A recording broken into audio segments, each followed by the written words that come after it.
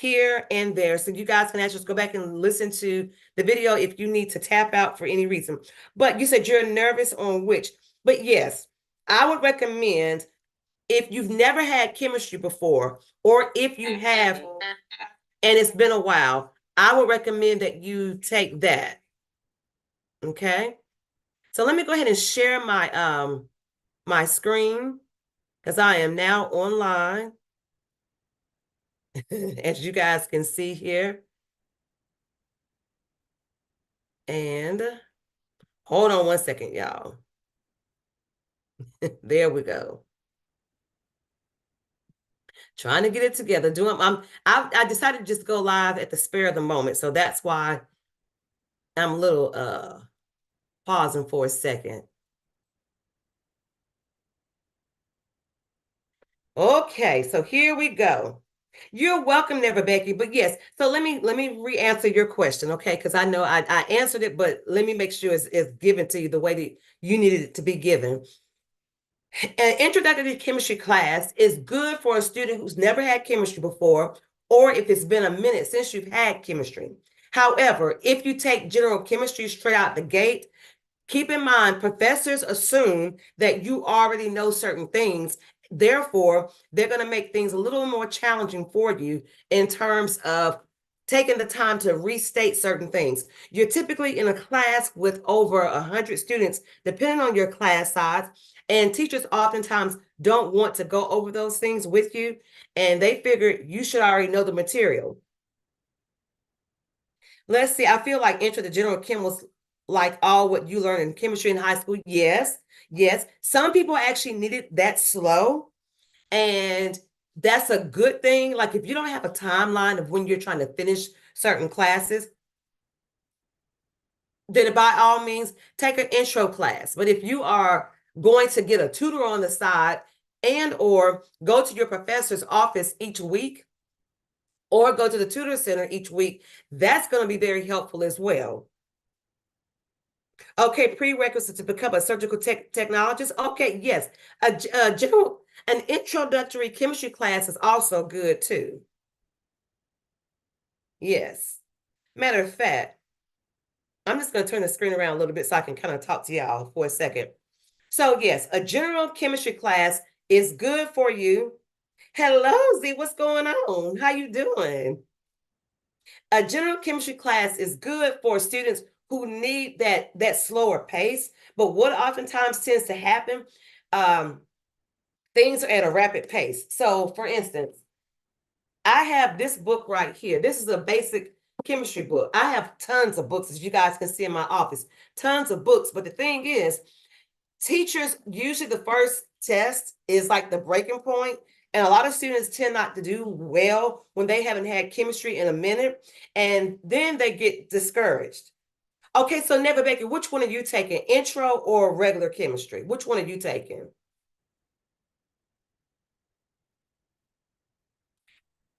Because I know that a lot of students they need stuff at a slower pace, and it's okay. You don't have to rush.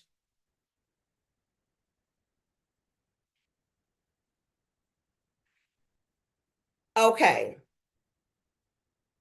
Yes. So here's the thing. If you, and you know what? A lot of times students rush through, and you have to have one of the best teachers ever, in my opinion, in order to make it easy to understand, because so many students have issues when their professors aren't slowing the pace down.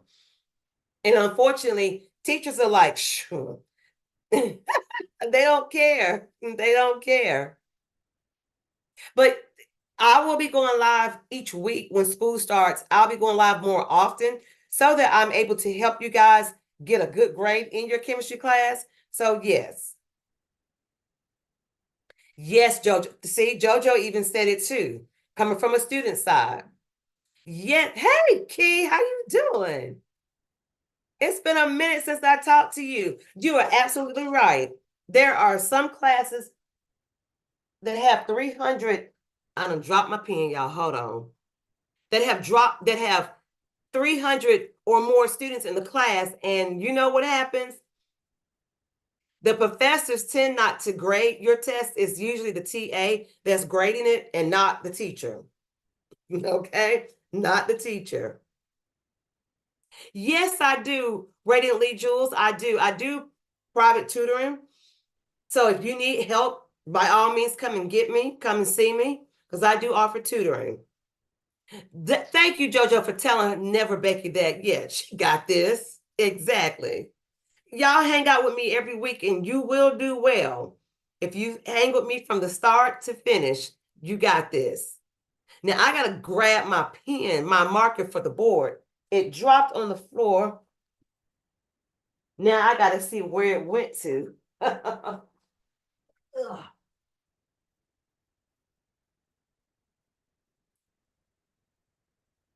Okay. So, are you all ready?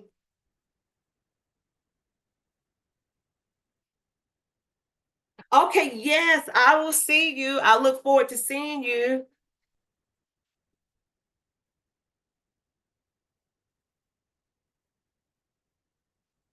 I recommend you get a tutor if you feel that it's going to be, I'll tell you this much.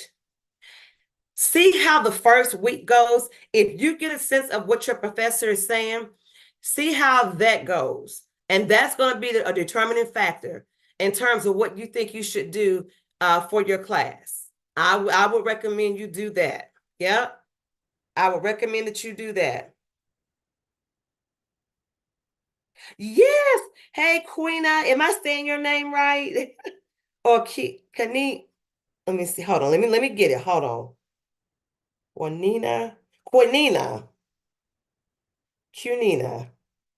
Whatever, however you say your name, honey, I love it because it's with a Q. I'm glad you saw me as well because I've got all the good stuff that we're going to actually go through tonight so you can hang out with me as well. Tell a friend to tell a friend that Professor TK the Chemist is live tonight. I go live Tuesday, Wednesdays, and Thursdays at 7 p.m. Eastern Standard Time. Oh, honey, I had it all the way wrong. Kiona, got you, honey. Kiona. I love that too. Yes.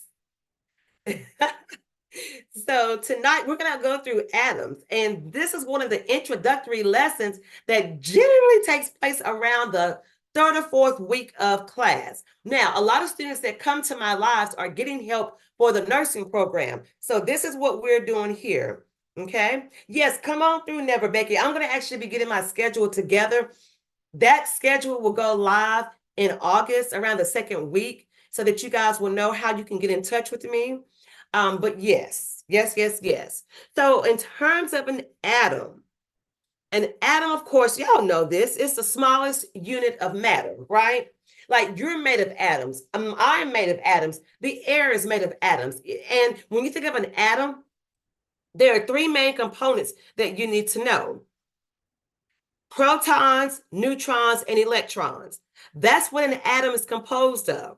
The nucleus contains the protons and neutrons, and your electrons orbiting the nucleus is the energy levels. So we'll get more into that as well in terms of what that means. So if you take a look at this first image right here, okay, you'll notice that there are several different pieces of information here. Protons, those are positively charged particles in the nucleus. Neutrons, those are neutral particles in the nucleus. So right here in the middle where you see the little peachy color and the orange color or yellowish color, these two pieces here is your nucleus, and inside your nucleus are your protons and neutrons, okay? That's what's inside your nucleus. Then you have the electrons. They're typically on the outside, okay? They're typically on the outside, and those are negatively charged particles in orbitals around the nucleus. Now, the reason why this is important is because when it comes to using your periodic table and you're having to do these calculations, the atomic number, the mass number, those two working together will give you the identification of the element. So if you look on your periodic table and you find, let's say, 12. So I'm going to use this as example here that I have on the screen. I have 12 as the atomic number. That's usually the top number here. So as you guys can see, that's 12. That's the atomic number, but that's also your protons as well. The bottom number here, okay, I said that wrong. The 12, that's the mass number. 12 is the mass number. The bottom number is the atomic number. So here's what you got to always remember. The big number will always go on the very top, and it's the mass number, okay? The big number will always go on the top, which is the mass number. The bottom number is the atomic number, okay? Which is your protons and electrons. Now, to get your neutrons, you would just simply subtract these two numbers, 12 minus 6. That's going to give you your neutrons. And we're going to actually go through several different calculations so that you guys can actually understand and see how all of this works. Now, if you're taking the TEAS exam and you have questions like this on your test, they are not going to give you a periodic table. Okay, they will not give you a periodic table, but what they will do is give you like one piece of the element. So let me show you what I mean by that. So you see how this periodic table here is outlined, right? And you see if we were to zoom in, okay, if we were to take a look at a certain element, we could actually identify certain parts of an element structure. Okay, so let me show you what I mean.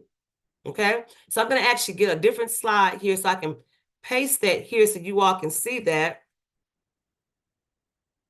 because this is what you're going to need to know for your test, okay? And in most chemistry classes that you're taking, your chemistry teachers aren't going to really have the patience to go through everything one at a time, but I'm just going to kind of zoom in so you all can see this a little better, okay?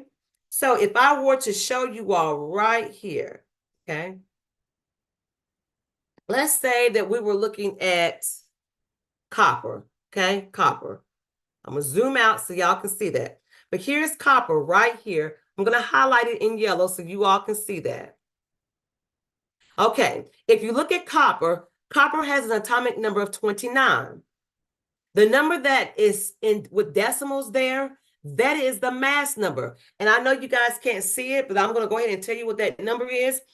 It is 63 points. Now, every book is different. Should be fairly the same, 63.55. Now, what you would need to know is that when you look at your periodic table, okay, the periodic table is going to identify certain key pieces of information that you need to know. So again, the atomic number, okay, that's typically the number in the upper left-hand corner of most blocks within your periodic table. The mass number has decimals with it, but you round up to the nearest whole number. So if I were to ask you to calculate, let's say, the atomic mass number, you would just simply take the protons plus the neutrons. But again, let me kind of make sure that you guys are understanding what I mean by these formulas, okay? Because these formulas are going to be very important when you all actually take your TEAS exam.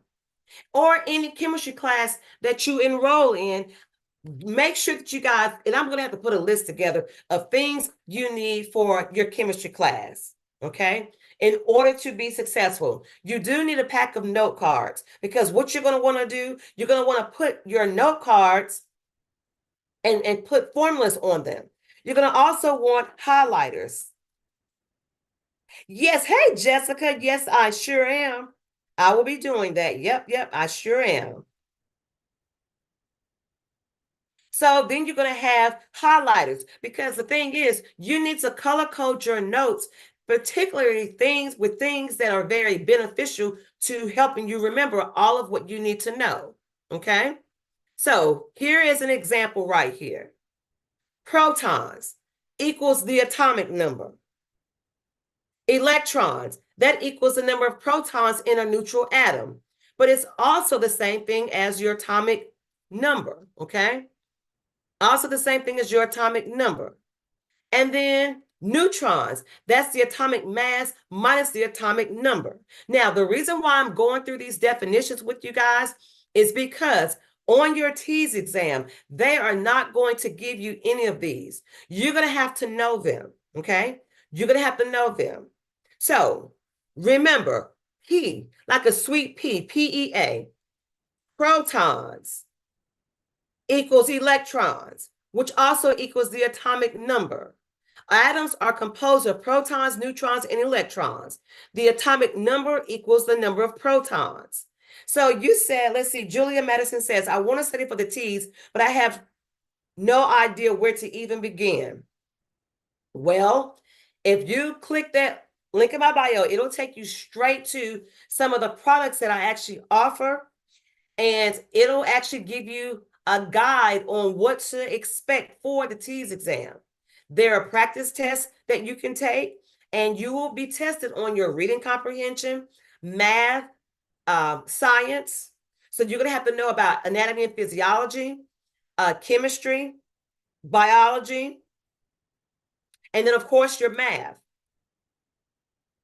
So I would recommend that you take a practice test to know, where you stand. And then that'll give you a clue on where you need to go. This subject here that I'm doing, oh, you're welcome, honey, you're welcome. This subject here that I'm teaching actually deals with that. And I have an organized playlist on my TikTok channel where it'll show you all the things TEAS students need to know, or nursing students need to know for the TEAS exam, or pre-nursing, because in order to get into the nursing program, you have to qualify. To get your atomic mass, it's the number of protons plus the number of neutrons. And remember, electrons equals protons. Now, we'll talk about isotopes later, but the definition for isotopes, they have different numbers of neutrons and mass numbers, but they have the same number of protons. So we'll get into some of those calculations later on tonight. Now, here is an example here that deals with sodium, okay? Sodium. So the atomic number for sodium is 11, right? And the mass number for sodium is 23. Now, because I don't like flipping back and forth with the periodic table that's online versus the one, I'm just going to show you all my book. So that way you all can kind of see it, right? I think that's better. So here's sodium right here, 22.99. Those of you all that are on YouTube, you won't be able to see it, but you can get a periodic table to find this. So here's your atomic mass number right here, the 22.99. We typically will round that up to 23. So that's where the 23 comes from. That's the mass number. But guess what? If you noticed here that your atomic number is 11, protons are 11, and so are your electrons, always keep in mind that those three numbers will be the same. To get your neutrons, what you're going to do is subtract. You're going to subtract your mass number minus your atomic number, okay? So you are subtracting basically these two numbers here that I put the X's by, okay? You're going to actually subtract those two numbers there where I put the X's, okay?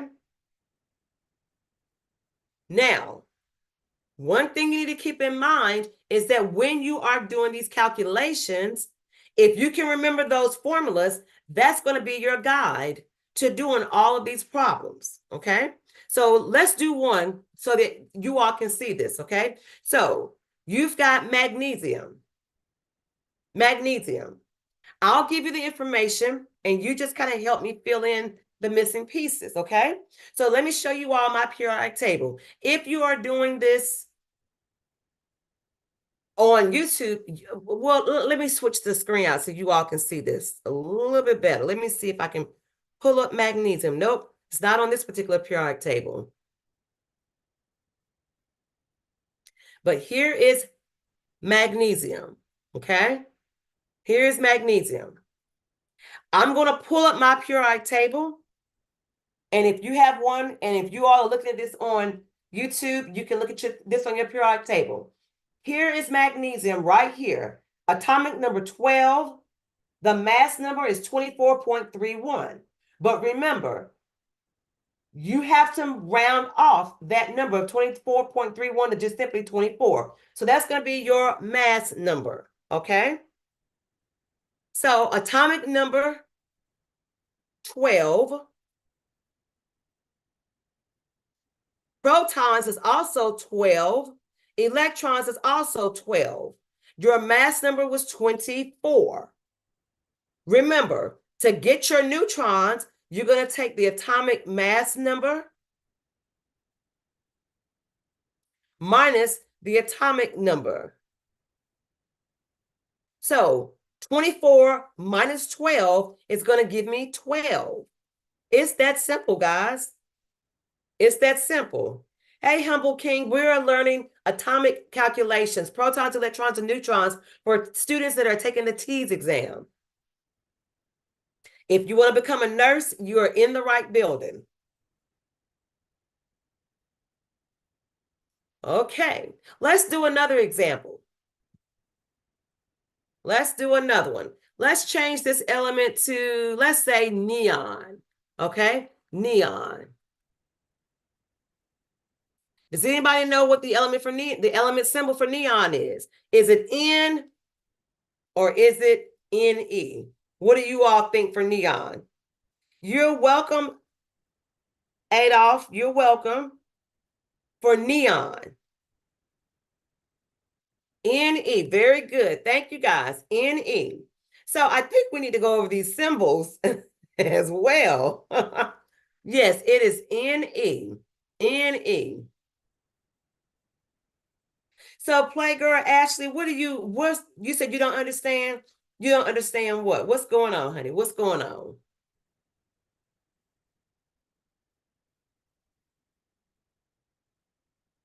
Okay. So now, in this next example right here, where we're talking about neon, let me show you all my periodic table. Again, I'm going to have you all do what? You're going to tell me the number, okay? So I'm going to let you all tell me the number. So here's neon right here. You all tell me in the chat, what is the atomic number for neon? So put your number down in the chat box. What is the atomic number for neon?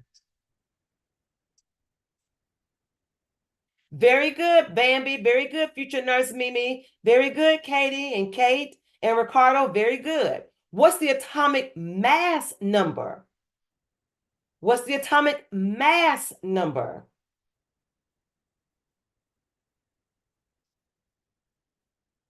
Okay, very good. All of you all that are putting 20, you are correct. And I love my Myra, you can say 20.18.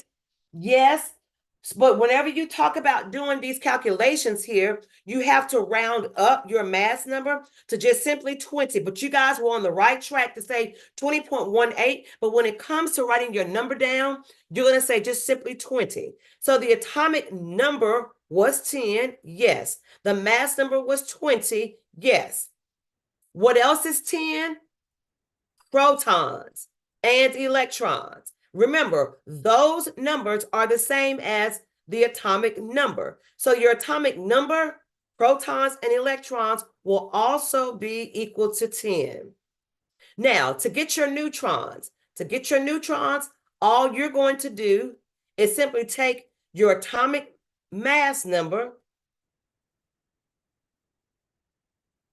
minus your atomic number. Okay, so when you subtract those two numbers, you get 10 as well. Okay, you get 10 as well.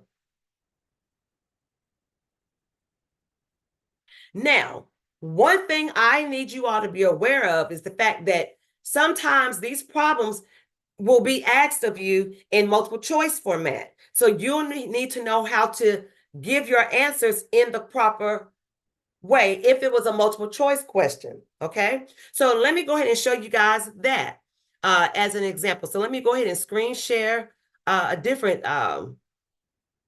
page. Let me see here. I think this is it right here.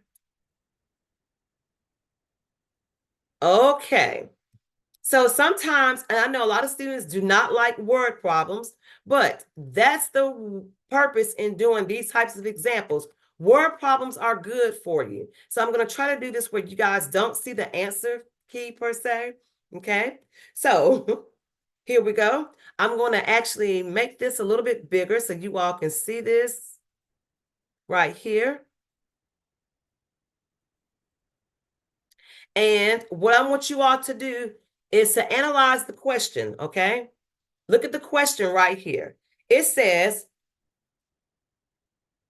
Imani is working on a project for the role of iron in blood.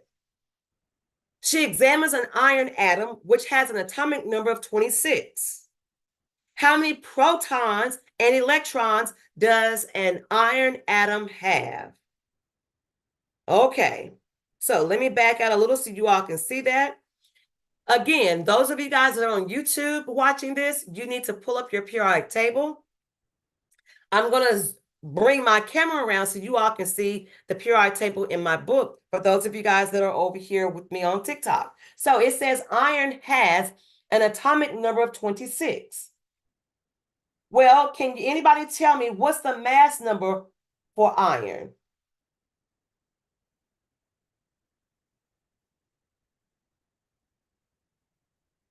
And let me zoom in a little so you all can see this. Okay, so Ricardo says 55 and Riri says 56. Which one of you guys is correct? Yes, those of you all that are saying 56, that is the correct answer. Here's why. Remember, 55.85 is rounded off to the nearest whole number of 56. So if you would have said 55, that would have been incorrect, okay? Now, what would be 55 is manganese, because manganese is 54.94, and if you round that off to the nearest whole number, yes, you get 55. Okay, good, Ricardo, you got it. Very good. So now, since we know that the protons and electrons are equal to the atomic number, that's an easy calculation, okay? The protons and P with the plus charge is equal to protons, is 26. The electrons is also 26. Now, how do we get our neutrons? Well, we told you that the mass number was 50, what? See if you all remember, 56. So that's 56 minus 26. Remember, the neutrons is equal to your atomic mass number minus your atomic number. So 56 minus 26 gives you 30. Okay? So all you're doing is subtracting those numbers.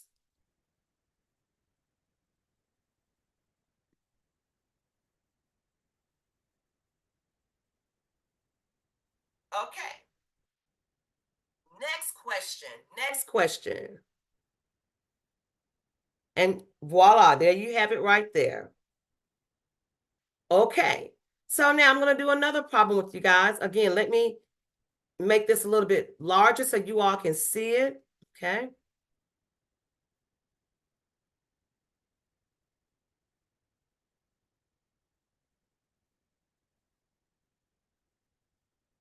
There we go. All right. It says Kwame is interested in the isotopes used in radiocarbon dating. He looks at carbon-14. If carbon has an atomic number of 6, how many neutrons does carbon-14 have? So this is now a great segue into our discussion on isotopes, okay? Isotopes. Now, when I say isotopes, I'm simply saying the elements that you're looking at have different mass numbers. So there's carbon-12, there's carbon-13, then there's carbon-14. So they all have the same number of protons and electrons, but how are they different is based on their neutrons, okay? So let me go ahead and scoot that down so you all don't see the answer all the way. There we go. So right here, because I know that they're telling me that you're looking at carbon-14, what you know for carbon-14 is the mass number, okay? That 14 is a mass number. That 13 is a mass number. That 12 is the mass number. The atomic number is 6. So if I ask you to give me my neutrons, okay, for that number, you're going to say 14 minus 6, and you end up with 8. Very good, guys. You all are on it. Good job, future nurse Mimi and Riri and Katie and Ricardo. Very good. Now, suppose I ask you to give me my protons. You're going to say, oh, okay, Professor TK, that's going to be equal to 6. And if I say, well, what are my electrons? You're going to say, oh, that's also 6. Now, if you were looking at carbon 12 and carbon 13, guess what? They're going to have different numbers of neutrons, but they're going to all have the same number of protons, okay? They're going to still have the same number of protons and electrons. So that's not going to change. But what will change are the number of neutrons because of the mass numbers. So all you have to do here, guys, is just simply take your mass number, which is 12 for carbon 12, minus your protons. So 12 minus 6 gives you 6. So your neutrons here is 6. For carbon 13, all you're going to do is say, okay, 13 minus 6, and that's equal to 7. So what you will notice is that your neutrons increase as the mass number increases. But what will remain the same are your protons and electrons. Good job, Katie. Good job. I'm glad you're understanding. Very good. Very good. And here's your answer right there. Okay, as you guys can see that. Okay, carbon 14 has 8 neutrons. All right. We already did magnesium, so we're going to move on from magnesium. Let's do chlorine. Okay, number 9, we're going to do chlorine. So again, I'm trying to make it a little bit bigger so you all can't see the complete answer. All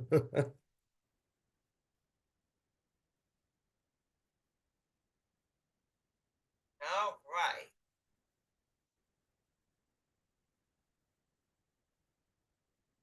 Okay, so here we go. It says Zara is analyzing the composition of common table salt. She knows that chlorine has an atomic number of 17. How many protons and electrons does a chlorine atom have? Okay, so again, if they told you that the atomic number was 17, then that tells you your protons and your electrons. What's missing in this question in order for you all to be able to tell me how many neutrons this atom have? What would you need to know in order to calculate the neutrons? What's the formula for your neutrons?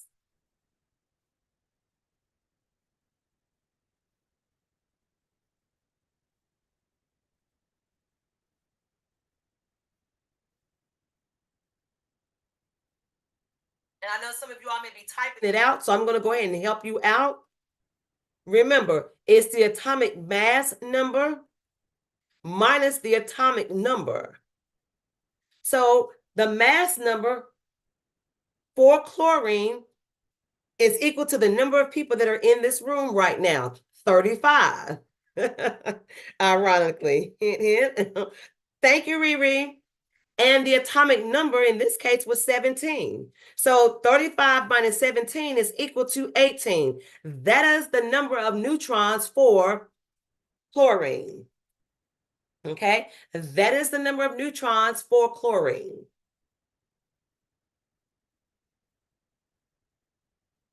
All right. So how y'all feeling so far? Okay, where did the 35 come from? Very good question. I'm glad you asked. That is the atomic mass number. Okay, so let me show you right here. You see chlorine? I'm going to zoom in a little so you can see it a little bit better. Okay, so there's chlorine right there, but you always round off the mass number to the nearest whole number. Yes, so that's what 35 comes from. They will not provide this for you guys on your TEAS exam. You're welcome, Riri. They will not provide the periodic table for you, but what they will do is give you a sample like this, where you'll have like a block, okay? So like if I'm looking at oxygen, for instance, they'll just give you oxygen and 8 and the 16, and you'll have to calculate everything else outside of that number, or using those numbers rather. Okay, so yes. Now, on as you guys are doing problems like this, okay, what you have to remember are just those key formulas, okay? That's the thing that you have to remember. I know that and you said no fair. I know. They are not going to give you those extra pieces of information at all. It's going to be up to you. Mm-hmm. It's going to be up to you to figure it out. But, if you do these problems long enough, oh, good question, Andrew. You said, how do you calculate the mass number? Oh, I'm so glad you asked that question. How could I forget to go back and say that? So, if you had to work backwards, I'm so glad you asked that. If you have to work backwards, where they're telling you to find the mass number, okay? To give your mass number, all you're going to do is take your formula right here. Matter of fact, let me write it. I'm going to write it out so you can see it. Thank you, future nurse Mimi. Thank you. So you've got neutrons. If you know that neutrons equals the atomic mass number minus the atomic number. And thank you. Let's see who gave me some love. Let's see. Baby Faye, Fayaz. I know I'm saying your name wrong, honey, but thank you so much. You can easily flip this formula to find the mass number. So if you had to work backwards, as long as you are given the neutrons and the atomic number, you're going to add those together. And that's how you get your atomic mass number. So that's how you're able to work backwards. Okay, very good question. I'm glad you asked that.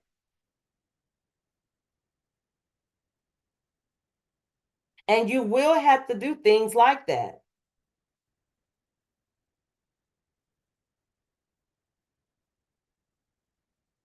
Yes, you're welcome. You are welcome.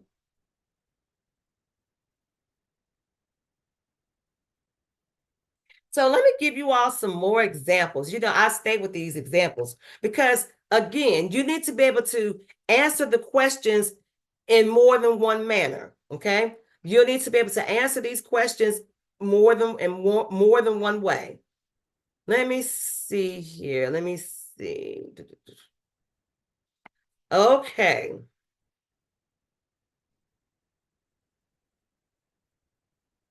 So suppose I gave you, matter of fact, you know what? Let me see if I can pull up one of my old quizzes, because that's also going to be very helpful too. Okay, because you need to know how to calculate these things in different ways. Okay, so I'm gonna see if I can pull up some questions for you guys. Okay, let's see. Well,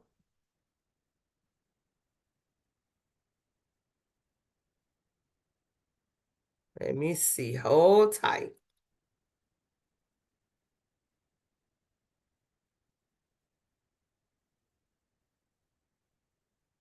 Let me see if I can pull this up for you all. Let's see, protons.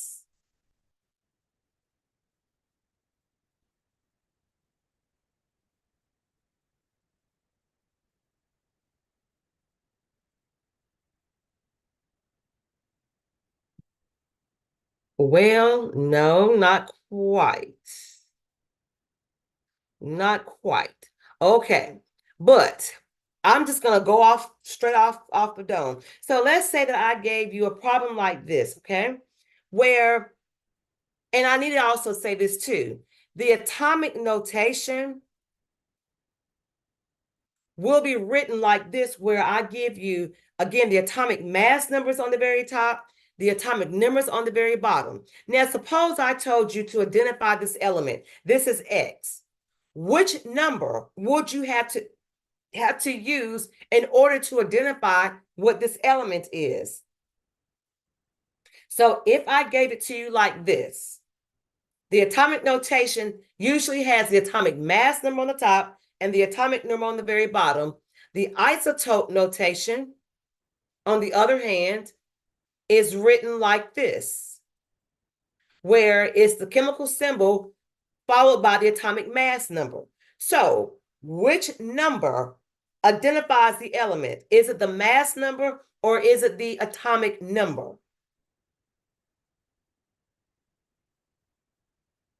Nope, you do not want to use the mass number. And I'm going to answer your question, Liz. Give me 1 second. I'm going to pin your question so I can answer your question. Okay, yes, it is not the atomic mass number. And let me tell you why. Again, if I gave you all, matter of fact, let me show you. Because I want to make sure y'all know this, okay? So if I gave you this right here, 50 over 24, and then this is the chemical symbol, you're trying to identify what it is. Notice how the atomic number changes. But what is staying the same? It is the atomic number that's staying the same, but the atomic mass number is changing. Because the atomic mass number is changing, you don't want to use that as your guide to telling you what element this is. Instead, you look at the bottom number, which is the atomic number here, and that's going to tell you the identity of that element. Now, over here, I gave you this example here, but if all you had was the mass number of 50, let's look in the periodic table. Matter of fact, let me go ahead and zoom on over here to the periodic table. So again, those of you all that are on YouTube, look at your periodic table and find mass number 50 or something that comes close to it. Okay. In the comment box, I want you all to tell me what element comes close to 50. If you said you would use the mass number to identify the element, what element comes close to 50? If we were using 50 to identify the element, give the chemical symbol.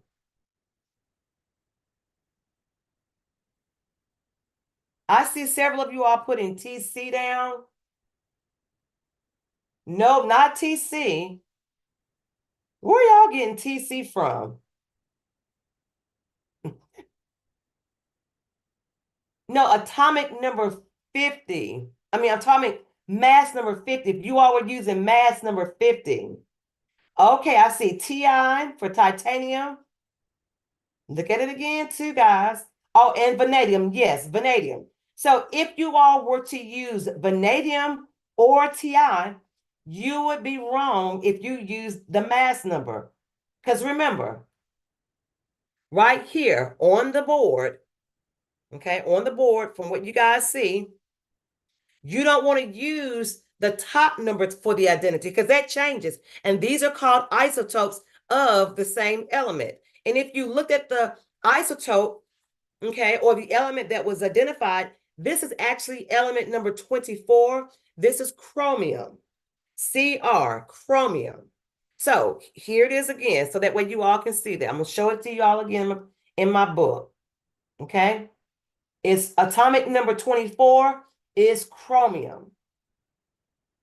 So you always use the bottom number, which identifies the element. The humble king, the mass number is the top number. So think the heavy weight is always pushing down on the smaller weight. The heavy weight, meaning the bigger number at the top, is always pushing down on the smaller number. So the mass number is on the top, the atomic number is on the very bottom. So to identify the element, you always look at the bottom number. So the X would be chromium in this particular case, okay? So your X here would be Cr for chromium. So these right here are all examples of the isotope of chromium.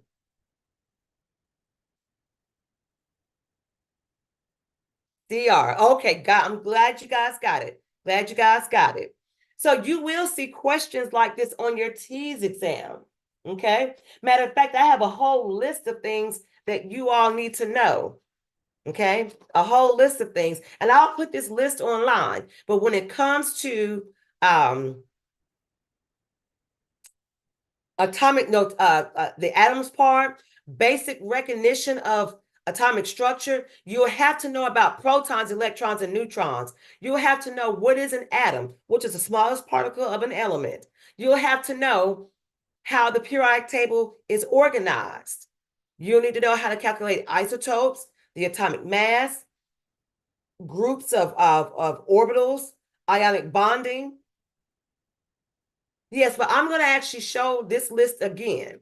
So I have a whole list of things that you guys are going to have to know for the TEAS exam.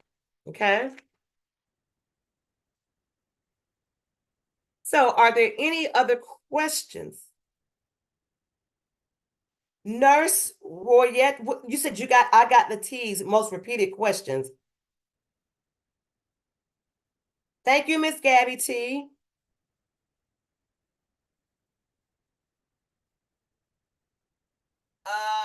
You know what? I would not, I don't know what you're talking about. So, Andrew, I go live Tuesday, Wednesdays, and Thursdays at 7 p.m. Eastern Standard Time. Thank you, Natasha. This will be up on my YouTube channel as well. Thank you so much. So if you need to go back and play this, again, you can go back to my YouTube channel. Katie, you said this is your third time taking the TEAS? What issues are you having?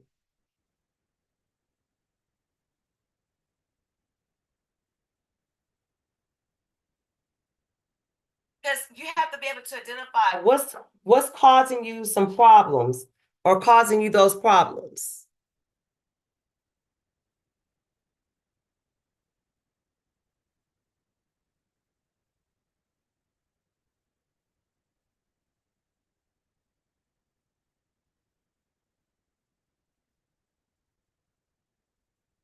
Okay, let's see here. Yes, I go live Tuesday, Wednesday, and Thursday at 7 p.m. Eastern Standard Time.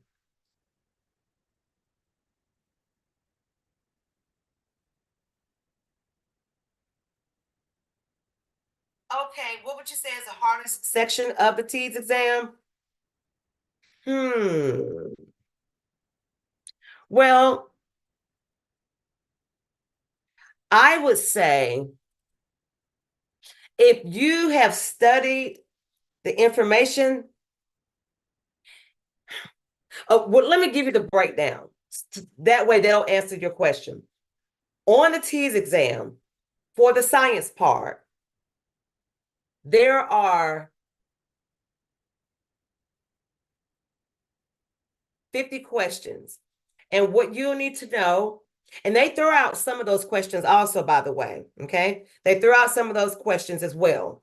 But most of your questions will come from the A&P part, followed by the biology, chemistry, and then scientific reasoning to see how well you're able to like interpret data.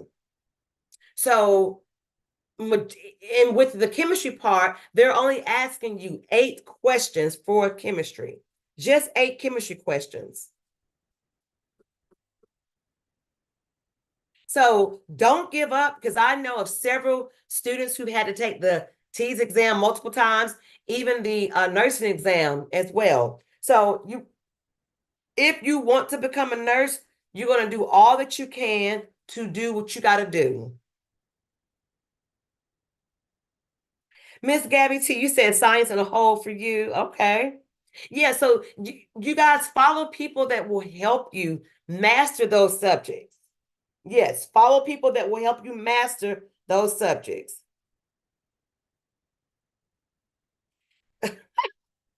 Humble King said, I hope I can learn this. It's my first time studying this. I hate doubting myself. Yeah, and you know what? I'm glad you said that. It is okay to know what you're deficient in and then study that part. Yeah, know what you're deficient in and then study. But what I also don't want you all to do is to give up. No, you cannot do that, especially if that's your lifelong dream. If you saying you want to go into nursing because you want to make money, you're not going to stay with it long enough. So you got to have a passion. You hear that all the time. There are a lot of rich, unhappy people, and there are a lot of happy, poor people.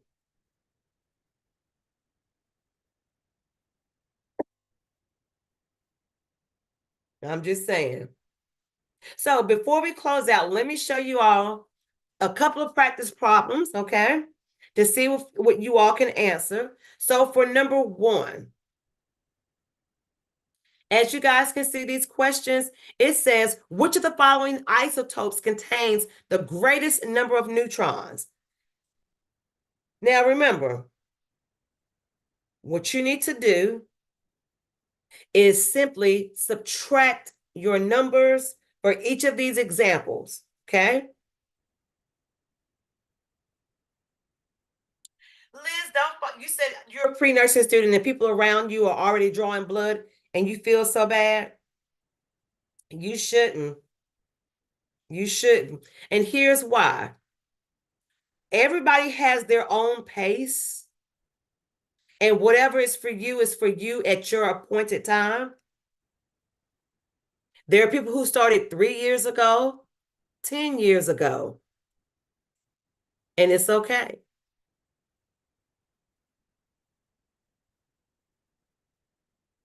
Okay, so I try to make it a little bit bigger so you all can see that without it distorting some of the answer choices. Because if I zoom in, you see what it does? Okay, so I'll read the question so you all can see that though. Okay.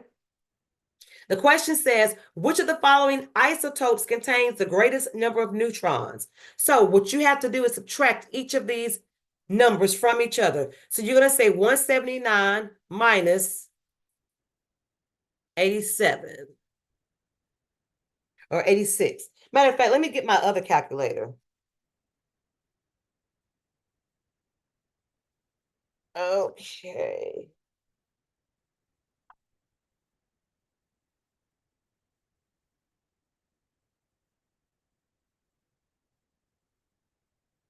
Well,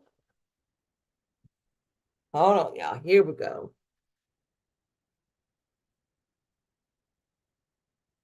Jen, if you want to go ahead, you can bounce because you're going too fast. Everybody's not on the same pace as you. Okay, you're speeding through, and everybody, we haven't even gotten to the next question yet. So 179 minus 86 gives you 93. So for this first one, the answer is 93. For the second one, 170 minus 83 is 87. 174 minus 87 is also 87. 178 minus 84 is 94. And 177 minus 86 gives you 91. So if you look at the question and it asks you which one has the greatest number of neutrons, the answer is D. And by the way, she was wrong anyway, because she was just making up stuff anyway. Okay. So the answer is letter D. All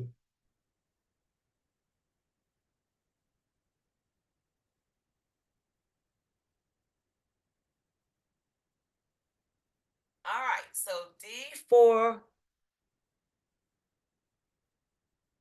this one. And then how can Jen, I mean, it could be a guy. How can you even say the answer to number 2 if you didn't even see the other answer choices?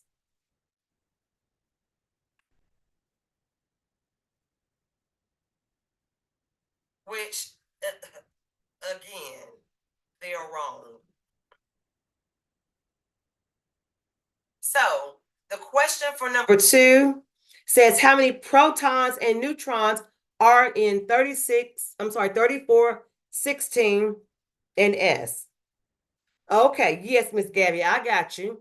So remember, the top number is the mass number. And since that is the mass number of 34, okay, that's going to help you to identify your neutrons by taking the 34 minus the 16. 34 minus 16 is 18. So 18 is your neutrons. And remember, your protons is also equal to that bottom number, which is 16. So if you pan back over here to the answer choices, and it says how many protons, do it based on that question, how many protons and neutrons are in this particular atom here, you're going to say 16 protons and 18 neutrons. Letter D here. Okay. Be careful of the way the questions are asking you and the way they're asking, because a lot of times students will get it wrong because you're answering them based on being given half of the information or not looking at the entire part of what you need to know.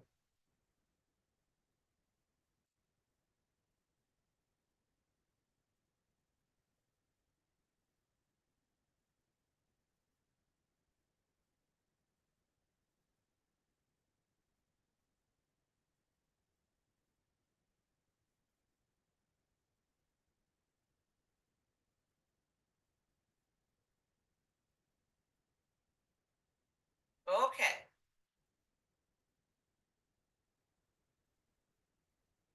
Next question. So let me zoom out a little so you all can see this. Okay. I'm going to scroll down here. Let me see. This is a good one right here.